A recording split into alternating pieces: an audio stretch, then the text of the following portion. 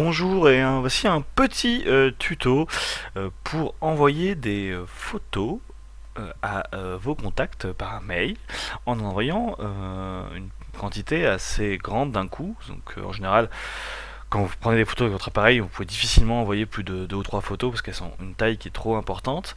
Et donc on va essayer de voir comment on va pouvoir réduire cette taille pour pouvoir en envoyer d'un coup une dizaine, voire une vingtaine. Ça va un petit peu dépendre des choix qu'on va faire. Donc devant moi, voici le logiciel Picasa. Donc on va utiliser ce logiciel pour traiter nos photos. Je ferai un second tuto si vous n'utilisez pas Picasa. Alors qu'est-ce que Picasa? Picasa, c'est un logiciel qui est créé par Google qui permet de gérer toutes les photos sur son ordi.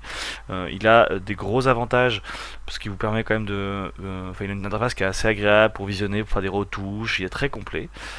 Donc là, je vais vous faire la démonstration avec ce logiciel. Si vous ne l'utilisez pas et que vous ne savez pas l'utiliser, je ferai une autre vidéo plus tard.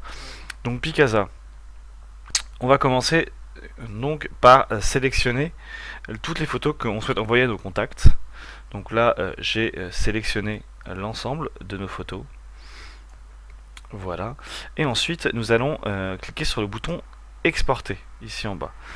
Ce qui permet de, comme indique la bulle, de copier les photos de la sélection temporaire vers un dossier de votre disque dur. Donc on va cliquer là-dessus. Donc on va avoir une fenêtre qui va s'ouvrir. La première fois, vous allez devoir choisir un emplacement.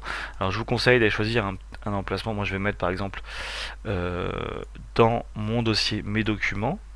Voilà. Ensuite je vais choisir le nom du dossier exporté. Donc ah mince, j'ai fait une petite erreur. Pourquoi? Donc mes documents. Ok. Voilà. À prendre, envoyer en par mail, voilà, donc c'est un dossier temporaire où on va stocker nos photos qui seront prêtes à envoyer et ensuite on le supprimera.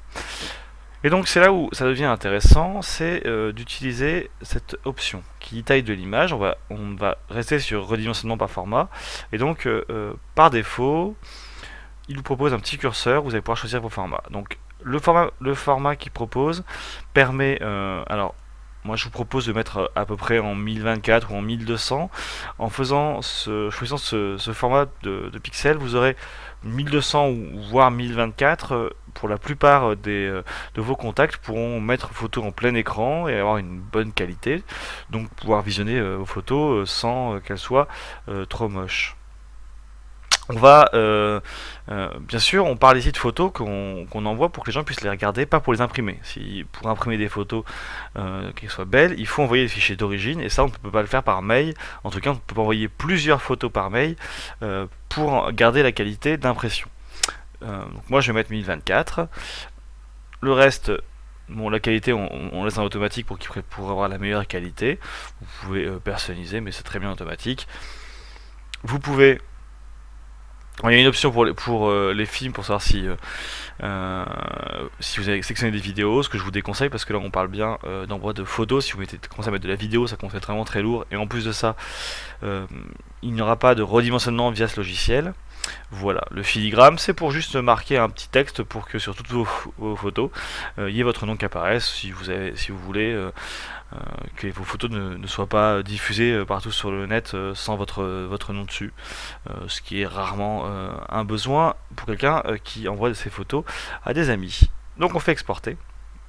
L'exportation va apparaître dans une petite fenêtre en bas de votre écran. On ne la voit pas sur mon ordi parce que j'ai c'est qu'un bout de mon ordi. Donc ensuite, une fois le dossier va s'ouvrir, donc vous voyez mon dossier que j'ai choisi, il y a envoyé par mail, et donc là on a toutes les photos qui ont été redimensionnées et donc du coup qui vont si je les sélectionne toutes maintenant sont envoyables normalement en une seule fois.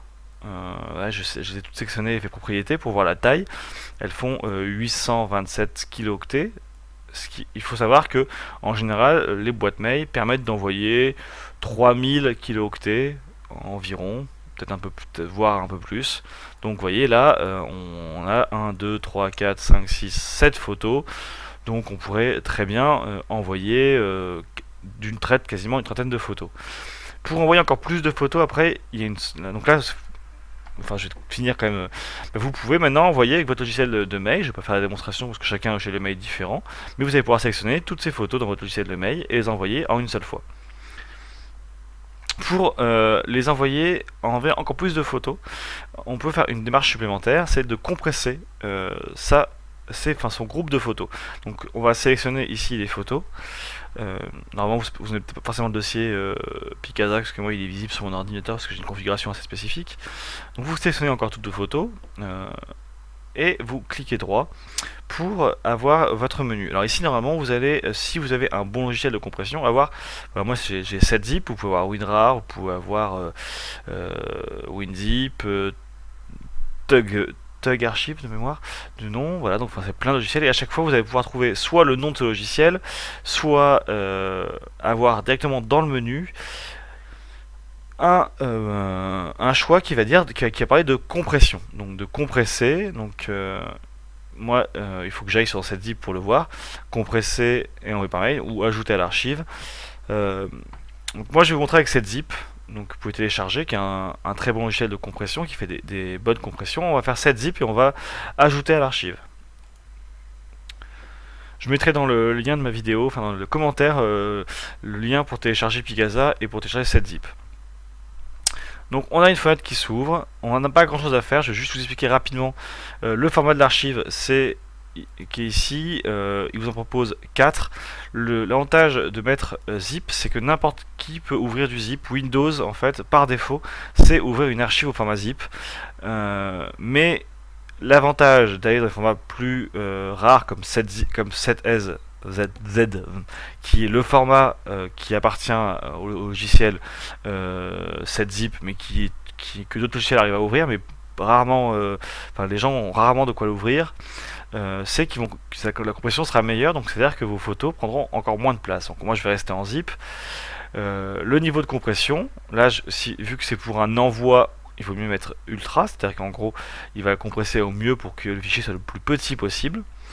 Voilà, on va laisser le reste par défaut et on fait OK. Et donc là j'ai maintenant ici un nouveau fichier qui qui est donc un fichier zip, et donc on peut voir que ce fichier fait 802 kilooctets là où l'ensemble de mes fichiers faisait 827. On n'a pas gagné beaucoup sur celle-ci parce qu'elle était déjà un petit peu compressée, mais déjà on gagne, plus la quantité de photos serait importante et plus on gagnerait l'espace, ça serait toujours ça de gagner. Et en plus de ça, vous n'avez qu'un fichier unique à envoyer à votre destinataire, juste ce fichier, et votre destinataire pourra ensuite cliquer pour ouvrir et retrouver toutes les photos. Donc ça fait qu'un fichier envoyé au lieu d'en envoyer une quinzaine, une vingtaine, sachant que en plus certaines boîtes mail vous limitent des fois à un nombre de pièces jointes, 3 ou 4, donc c'est aussi une solution pour pouvoir envoyer tout en une seule fois.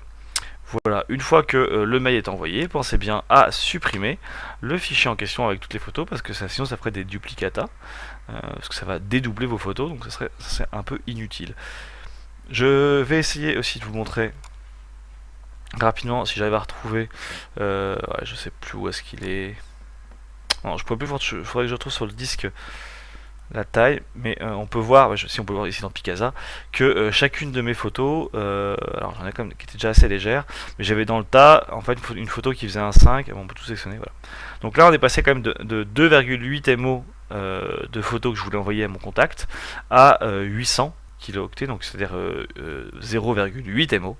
Donc on a voilà, gagné pas mal d'espace, et ça c'était limite pour l'envoyer à des gens, alors que 0,8 c'est très simple et tout le monde peut l'ouvrir, même des gens qui ont des connexions assez faibles. J'espère que j'ai été très clair dans mes propos. Des petites astuces pour les personnes qui seraient encore plus débutantes. Pour faire une sélection multiple, il suffit de mettre sa souris dans un angle, de laisser appuyer le bouton gauche de votre souris. Ça vous fait une zone comme ça qui va s'agrandir. Vous agrandissez cette zone de manière à avoir toutes les photos que vous souhaitez envoyer et vous relâchez. Et là après vous n'avez plus qu'à appuyer sur exporter. Si vous voulez en choisir mais pas qu'il soit pas côte à côte, hein, il suffit de cliquer sur la première et ensuite de maintenir le bouton contrôle, hop, et de cliquer sur plusieurs photos enfin cliquer sur les photos en laissant la touche contrôle, donc contrôle c'est CTRL sur votre clavier, enfoncé. Donc si vous faites CTRL et que vous en sélectionnez plusieurs, vous sélectionnez plusieurs photos en laissant que c'est que vous voulez. Et hop, ensuite vous pouvez faire exporter. Pareil, bien sûr, quand on sera dans notre dossier, ici je peux faire aussi pareil, faire CTRL et sélectionner que quelques fichiers ou quelques dossiers. Voilà pour une petite explication, un petit tips pour les gens qui débutent vraiment à 100%. N'hésitez pas à me poser des questions si vous trouvez que j'ai pas été assez clair, vous débutez en informatique et que ce tuto manque encore de clarté, que je vous aille encore plus dans le détail pour que ce soit plus simple pour vous. Vous posez les questions en commentaire YouTube et je ferai une vidéo où je répondrai par écrit selon votre question. Voilà, bon courage pour envoyer vos photos et partagez bien vos souvenirs.